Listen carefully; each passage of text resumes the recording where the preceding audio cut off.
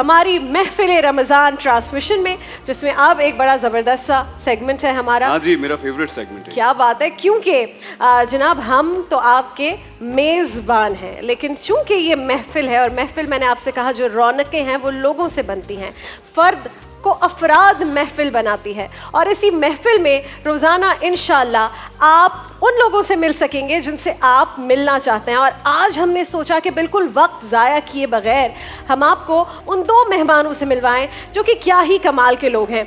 जनाब बहुत ही ख़ास हमारे मेहमान हैं। शोबिज़ इंडस्ट्री का एक ऐसा कपल है जिसने न सिर्फ अपनी फ़नी सलाहियतों का लोहा मनवाया, बल्कि अल्हम्दुलिल्लाह एक बेहतरीन अज़दवाजी ज़िंदगी, मैरिटल लाइफ जिसे हम कहते हैं, उसकी भी एक बेहतरीन एग्जाम्पल पेश की। फिर उनके घर एक खूबसूरत सा एडिशन हुआ माशाल्लाह। और जब मैं देखती हूँ वीडियोस कितनी अच्छी तरबियत कर रहे हैं उस बच्चे की माशाल्लाह दोनों मिलकर, तो और दिल से दुआएं निकलती हैं। दोनों ही बहुत टैलेंटेड है। और मुझे शायद याद पड़ता है कि जो एक्ट्रेस हैं शायद उनका जो डेब्यू हुआ था वो मेरे एक सीरियल में हुआ था। मैं आज ही बात कंफर्म कर लूँगा।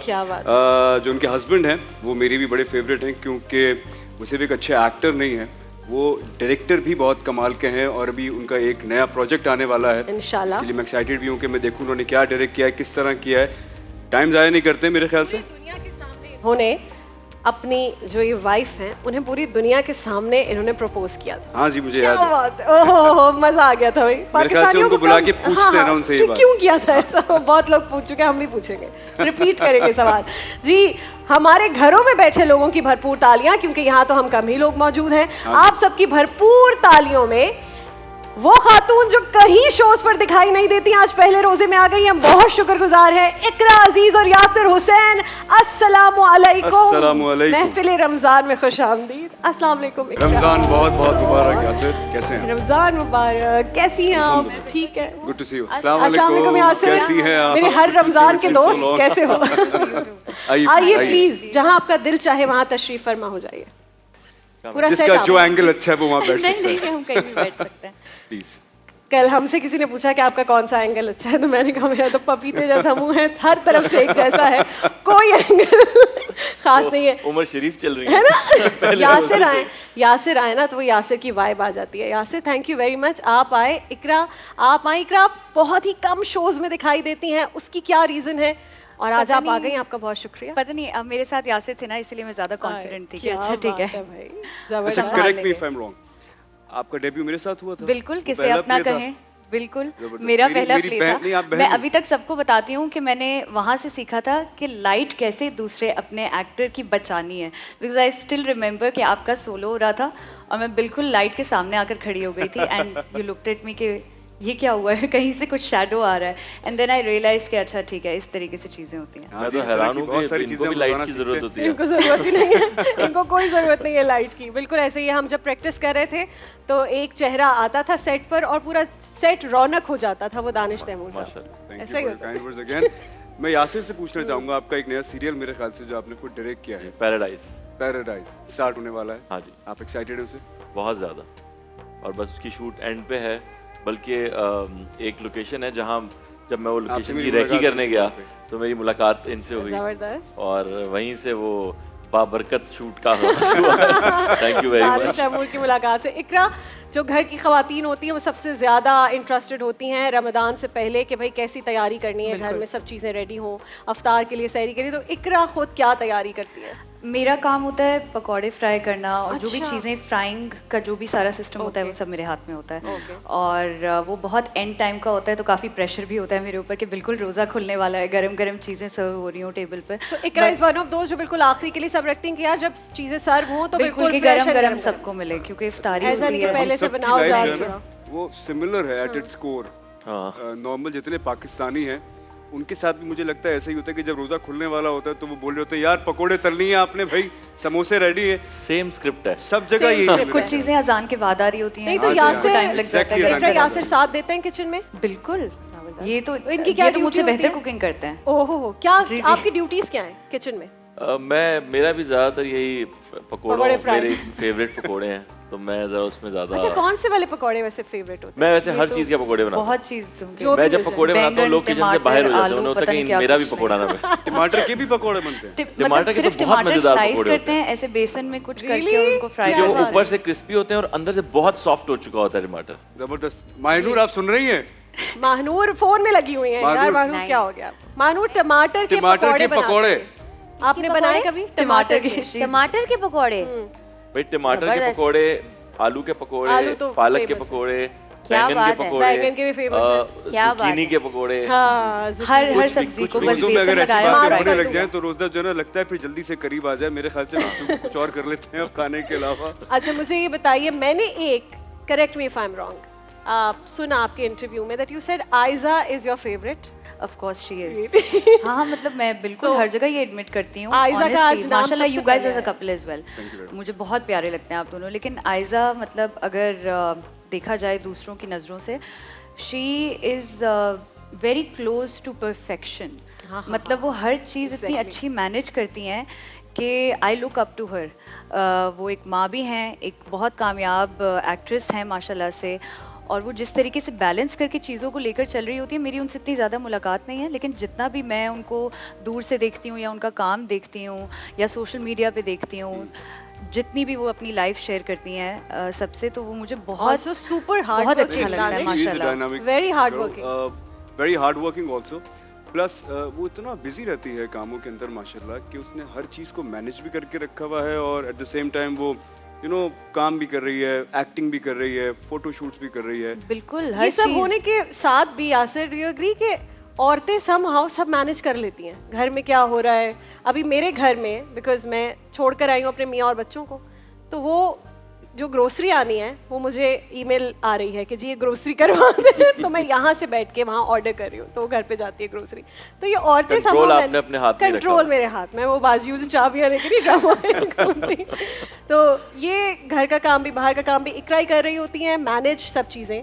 अच्छा, हमारे साथ लकीली अच्छी बात यह है कि जैसे भी ये फ्राइंग की बात करी थी तो मुझे एकदम आंटी याद आई कि वो आंटी जो है ना रमज़ान से पहले ही घर में वो रोल और चीजें बनानी शुरू कर देती हैं। मेरी अम्मी समोसे बनाती हैं, रोल बनाती हैं घर में, तो वो सारी प्रेपरेशंस उनकी होती हैं। सो ज़्यादातर जो चीज़ें हैं, क्योंकि हम इतना ज़्यादा घर पे भी नहीं होते काम की वजह से, लेकिन इनकी बहन मेरी अम्मी वो सारी चीज़ें संभालती हैं, किचन, घर, हर चीज़, ग्रोसरी, सब उनके हाथ में, सब उन्हें पता होता है। अच्छा Iqra, you took a break when you had a baby, माशाल्लाह अब तो बड़ा हो गया है और इतने मजे की उसकी आप वीडियोस लगा रहे होते हैं। वो उर्दू कितनी अच्छी बोलता है यार, मुझे सबसे ज्यादा खुशी इस बात की हुई कि कोई वालिदैन, सेलिब्रिटी वालिदैन बच्चों को सही उर्दू सिखा रहे हैं। तो ये नेचुरली था या आप लोगों ने सोचा कि यार वो इट्स सो, हम लोग सब वैसे ही उर्दू बोलते हैं घर में, हम इतना ज्यादा बच्चों के साथ एक होता है ना कि आप नेचुरली अंग्रेजी में बात कर रहे हो। जब वो सेट पे आया तो मुझे किसी ने कहा, एक एक्टर ने, उन्होंने कहा कि ये तो उर्दू में बात कर रहा है। मैंने कहा हाँ जी, हम उर्दू में बोलते हैं घर में।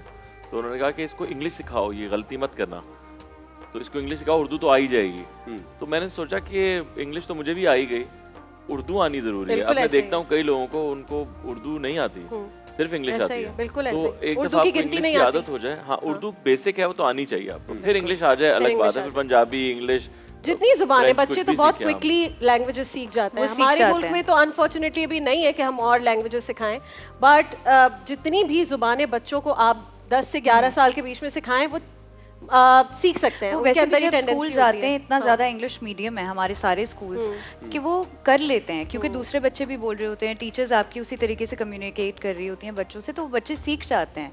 जैसे कबीर का भी है, हम पहले कुछ चीज़ें देखते थे कि अच्छा ठीक है, लेकिन अब वो माशाल्लाह से ऐसी ऐसी चीज़ें बोलता है कि हम खुद बोलते कि अच्छा ये हम तो नहीं बोलते, लेकिन फिर भी वो स्कूल से सीख रहा है। सो आई थिंक वो बच्चे कर लेते हैं, इतना ज़्यादा प्रेशर। रमजान आप लोगों के कैसे गुजरते हैं? जैसे अगर शूट्स भी चल रही हैं और रोजा है, रमजान का शेड्यूल क्या सेम है? स्क्रिप्ट सेम है, बिल्कुल सेम है।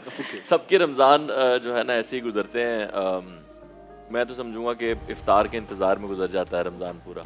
आप सुबह रोजा रखते हैं और फिर मेन्यू पे ही डिस्कशन होते होते और टाइम गुजर जाता है, कुछ टाइम इबादत के लिए निकल जाता है, और सबका एक कोई ऊपर से नीचे तक मुझे लगता है एक सिमिलर पैटर्न पे रमज़ान गुजरता है। बट अच्छी बात यह है कि रमज़ान की आमद से पहले जो हम लोगों को इंतज़ार होता है, जाते वक्त थोड़ा अफसोस हो रहा होता है, बट ईद की खुशी हो रही होती है। गिफ्ट भी मिल जाता है अल्लाह की तरफ से, ईद का गिफ्ट, तो वो उसकी भी खुशी होती है। एक सवाल मेरे जहन में हमेशा आता है, आप माशाल्लाह, जैसे पहले आयजा की भी बात हुई, आप लोगों की जो लाइफ है बहुत चकाचौंध वाली, फैंस एंड शूट्स हो रही हैं और सब कुछ हो रही है, this is too much for a human, एक हर किसी के लिए।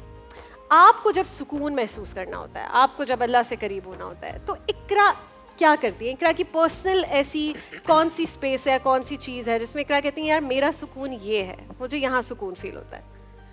मैं सिर्फ आई थिंक मैं थोड़ा सा कट ऑफ कर देती हूँ, मे बी थोड़ा सा अकेले टाइम गुजारती हूँ, क्योंकि वो ज़्यादा मेरे लिए बेहतर होता है। वो थोड़ा मुश्किल हो जाता है आजकल कबीर की वजह से, लेकिन फिर भी आई ट्राई कि मैं जितना ये कर सकती हूँ ये मेरे लिए ज़्यादा होता है, क्योंकि मैं अकेले अल्लाह से बात भी कर सकती हूँ, जो मेरी दिल की चीज़ होती है आई कैन शेयर, या थोड़ा सा जो एक होता है ना कि आप पॉज कर देते हैं सारी चीज़ों को, अपने आसपास जितनी भी सारी चीज़ें चल रही होती हैं उसको थोड़ी देर के लिए। तो उस तरीके वो से सोशल मीडिया का प्रेशर है, क्या इकरा सोशल मीडिया का प्रेशर लेती है कि यार वो पोस्टिंग करनी है, अपडेट करना है, ये हो गया, उसके इतने फॉलोअर्स हैं, या इकरा कहती है भाई मेरी ज़िंदगी सुकून वाली होनी चाहिए, बाकी सब? मुझे तो इतने दिन गुजर जाते हैं पोस्ट किए बगैर कि मैं सोचती हूँ कि ओह अच्छा मुझे याद आ गया, मेरी लास्ट पोस्ट 1 हफ्ते पहले थी, कई लोग ये ना समझे कि मैं अपने अकाउंट को भूल गई हूँ, तो फिर मैं बोलती हूँ अच्छा ठीक है कुछ। अच्छा, मेरे ख्याल से लोगों को ऐसा लगता है कि जो एक्टर्स होते हैं ना, ये it's all about social media, इन्होंने सिर्फ पिक्चर्स डालनी है और चीज़ें शेयर करनी है। हमारे लिए ये रूटीन का हिस्सा नहीं होता। आई थिंक कुछ लोग बहुत ज़्यादा एक्टिव होते हैं, which is also great, but कुछ लोग there is a difference between influencers and actors. हाँ, ये भी है। जिसका काम ही वही है ना, फिर वो तो करेगा। फॉर एग्जांपल, अब ये भी मैं सुबह निकलता हूँ शूट के लिए, मुझे दरमियान में कोई टाइम मिल गया तो मैंने कोई पोस्टिंग कर दी। अभी मेरा ब्रांड लॉन्च हुआ डीटी परफ्यूम्स, तो मैंने लॉन्च कर दिया। तो क्या बात। लेकिन जैसे अब आप भी सुबह निकलते होंगे शूट के लिए, और अब तो डायरेक्टर बन गए, मेरे ख्याल से सबसे पहले आपको ही जाना पड़ता है, पहले पहुंचना पड़ता है। अच्छा, मुश्किल क्या है Yasir? I want to ask, मुश्किल क्या है, एक्टिंग या डायरेक्शन? मुझे अब आपने मौका दे दिया, मैं जरूर ये बात करूंगा। एज एन एक्टर ना, मैं जब से एक्टिंग कर रहा हूँ, कोई डायरेक्टर भी ये नहीं कह सकता कि उसने मुझे लाइंस ना याद हो, या मैं देर से आया हूँ, या मुझे डायरेक्टर ने कहा हो कि यहाँ बैठ के ये सीन करना है और मैं कहूँ नहीं खड़े होके करना है। मैंने कभी दूसरा सवाल ही नहीं पूछा। बहुत झिझक के, हालांकि मैं राइटर भी हूँ, मैंने बहुत झिझक के कभी किसी से पूछा होगा कि यार इस लाइन को, ये लाइन गलत लिखी हुई है टेक्निकली, इसको अगर यूं कर लें तो ये राइट है, आप देख लें, बाकी बोलना है तो यही बोल दूंगा। तो वो कहते हैं नहीं ठीक है यूं कर लो, मेरा सिर्फ मैच, आपकी तैयारी पूरी होती। हाँ, तो लेकिन अब मैं देखता हूँ जब डायरेक्टर बन के एक्टर्स को लाइन्स याद नहीं होती। लाइक उनका बेसिक काम 2 है, एक टाइम पे आना और एक लाइन याद करना, इसके अलावा एक्टर का कोई काम है नहीं। ठीक है, तो वो लाइन्स भी याद होती है और देर से भी आते हैं। मैं बड़ा हैरान होता हूँ। नॉट एवरीवन, बट बहुत सारे ऐसे एक्टर्स हैं जिनसे मेरा वास्ता पड़ रहा है, वो टाइम पे नहीं आते। मैं बहुत हैरान होता हूँ कि यार ये तो 2 मेन काम है आपके, वो नहीं करते। तो आप लोग का वो आवरली कट नहीं कर सकते पैसे के, इतने देर से आए इसके पैसे काटो? ये तो इनसे पूछना पड़ेगा। वैसे ही यहाँ पे कौन से ऐसे पैसे पता चले हमारे पास एंड में एक शीट आ जाए, मुझे कटवा दे। मतलब दानिश तैमूर, मेरे ख्याल 20 इयर्स हो गए आपको इस फील्ड में? 18 इयर्स। 18 इयर्स बाद मैं लोगों को बताना चाहता हूँ, दानिश तैमूर जितने पैसे कमा रहे हैं ना, बाकी दुनिया में लोग 2-3 साल बाद, अगर वो ऐसे दिखते हो तो 2-3 साल बाद उतने पैसे कमाने लगते हैं। यहाँ पे इतना कम पैसे मिलते हैं। हाँ। ये सच बात है। लेकिन आई थिंक इसमें से भी अगर कोई काट ले घंटों के, वैसे तो पीछे हमको दे दें क्योंकि मैं टाइम पे आई हूँ। लेकिन आई थिंक ये यासिर जो आपने पॉइंट रेस किया ना, ये पूरे मुल्क का मसला है। हाँ। आप दुनिया में कहीं भी जाएं, वहाँ पर अर्ली मॉर्निंग दुकानें खुल जाती हैं। यहाँ हमारे दुकान वाले 1 बजे दुकान खोलते हैं, फिर लंच ब्रेक होता है, फिर बैठते ही सब लंच ब्रेक पे चले जाते हैं, उसके बाद फिर काम शुरू होता है और फिर रात देर तक उनको काम करने का शौक है। सो अर्ली मॉर्निंग, अगर आपको अर्ली मॉर्निंग दुकान पे जाकर अपना दुपट्टा पीको कराना है तो वो नहीं हो सकता, नहीं हो सकता। वो तो पॉसिबल ही नहीं है। खुशी हो रही है कि इतने डिजाइनर आने के बाद भी दुपट्टा खुद पीको नहीं, मैं बिल्कुल करवाती हूँ अपने दुपट्टे पीको, क्योंकि डिजाइनर आजकल बनवा रहे हैं, बनाते हैं वो वाले टिश्यू वाले दुपट्टे, तो अच्छे वाले दुपट्टे आपको